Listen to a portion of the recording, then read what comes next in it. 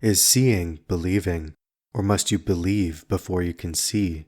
In other words, should we observe events simply as they are, or can we possess preconceived notions but still assign accurate conclusions to events and phenomena?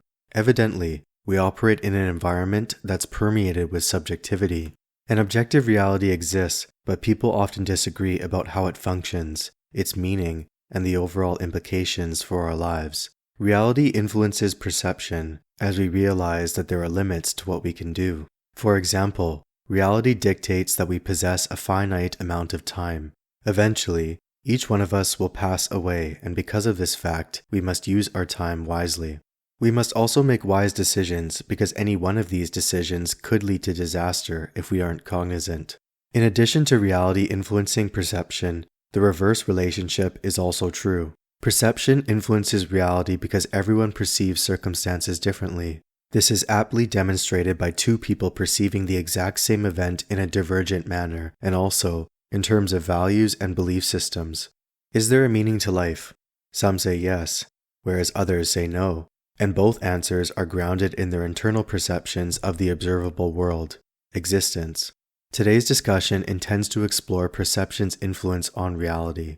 It'll be asserted that while an objective reality does exist, there's also an immense subjectiveness that muddies the water. It's frequently the case that one's perception of the world formulates their interpretation of reality. This phenomenon is likely just as profound as the opposite relationship, where reality influences perception. While the latter plays a significant role as well, what we're witnessing on a large scale is false perceptions clouding objective judgment. Is your perception of reality accurate, or is your perception creating a fictitious reality where it's simply an illusion? To begin, perception inevitably affects reality whether we realize it or not. Our beliefs and value systems are the most common examples of perception impacting reality because they compel us to act in a particular manner. For example, if you believe that the world is fundamentally unfair and everyone is out to get you, then these beliefs will certainly induce a pattern of behavior that tangibly reflects them. This is merely one example, but you get the picture. Anyhow, it's naturally evident in terms of how we function, and these perceptions are formulated primarily through our environment. This environment includes our personal circumstances and the people who occupy it. Someone who is raised with two parents instead of one will probably retain a different outlook compared to the other. This phenomenon is also true among those who possess similar characteristics, because there's no guarantee that two people from a comparable background will have the same perspective and ideals. Other factors could be geographical area, socioeconomic background, political affiliation, and family values. Each of these components can have a profound effect on producing an individual's perception, both in isolation and together. Even so, we can't discount the individual because they're ultimately responsible for constructing their viewpoint. Take, for example, we can listen to particular messages and lectures from others, but we aren't obligated to inevitably accept them. If a trend is circulating in our immediate environment or broader society, then we have a choice to follow the trend or not. We might be influenced subconsciously by some aspects, but we can make decisions about others. I realized this in my life when I was growing up and as I became more aware. One value that has been imbued within me for quite some time is that hard work will lead to success. Something that my parents communicated to me often, and it persists in influencing my conduct to this day. This value drove me to succeed in athletics and academics, but as I've grown older, I realize that this isn't always the case. Sometimes I've encountered situations where hard work leads to more frustration, like when I struggled to understand calculus even after hours of studying. More recently, the same principle has emerged when I study for the LSAT. Hard work often facilitates success, but it doesn't guarantee that success will arise. Therefore, through these experiences, I've adapted my perception to understand that I must work smarter and not harder.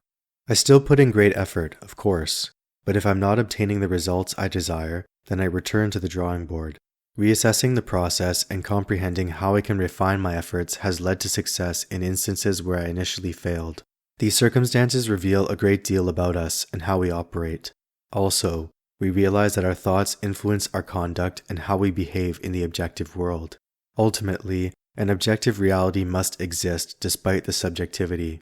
Take, for example, an old relative who passed away years ago. They're evidently dead, and you can likely verify this fact yourself by visiting their tombstone in a graveyard. Even without direct verification on your part, your family members can corroborate this truth. In the very least, they aren't physically around anymore. They're simply gone, and the objective reality is that they aren't coming back. There are numerous objective facts like this which can be verified through evidentiary means: height, weight, age, etc.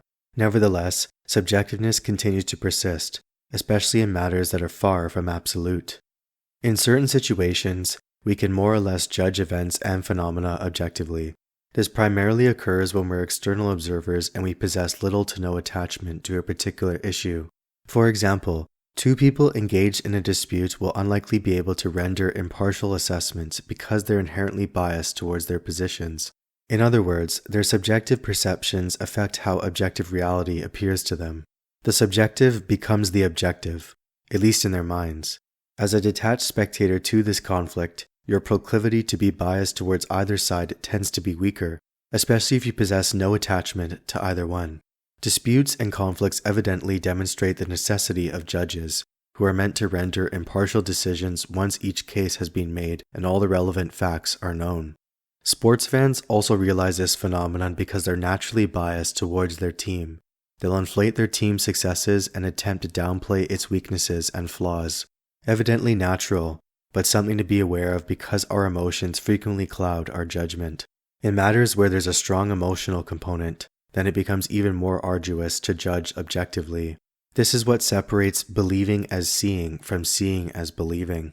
We can impartially judge circumstances, but it's often easier said than done. At some point, we all fall into the believing as seeing category. Note that we can possess preconceived notions and still come to accurate conclusions, like maintaining a particular hypothesis, conclusion, or viewpoint and gauging its validity. Sometimes it'll be correct, and on other occasions it'll be incorrect. However, if we aren't cognizant, then we fall victim to what is known as confirmation bias. It's where we possess a particular value or belief about the world and then we proceed to ascertain evidence that conforms to this belief. Confirmation bias also includes downplaying or outright ignoring evidence that contradicts our beliefs. It's understandably difficult to let go of this notion because we naturally desire specific outcomes for a multitude of reasons. Perhaps we realize that we aren't living up to expectations, and we pretend that we are, even though deep down we realize that the objective reality is the opposite. So, knowing how our perception can influence reality, what should we do? Essentially, we should perform significant introspection to uncover what we value and how these values influence our conduct. Perhaps you'll come to understand why you engage in some behaviors that initially appear unconscious. In addition to introspection, we should aim to keep our emotions in check because they frequently cause us to make irrational decisions. If you don't master your emotions, then they'll become the master of you. To conclude, you should aspire to have your subjective perception match the objective reality to the greatest extent possible. While a complete alignment is largely implausible, there are evident examples where your reality is actually an illusion because your false perceptions become your reality. Prevent this from occurring by being honest with others, but also with yourself, and especially when you evaluate your shortcomings.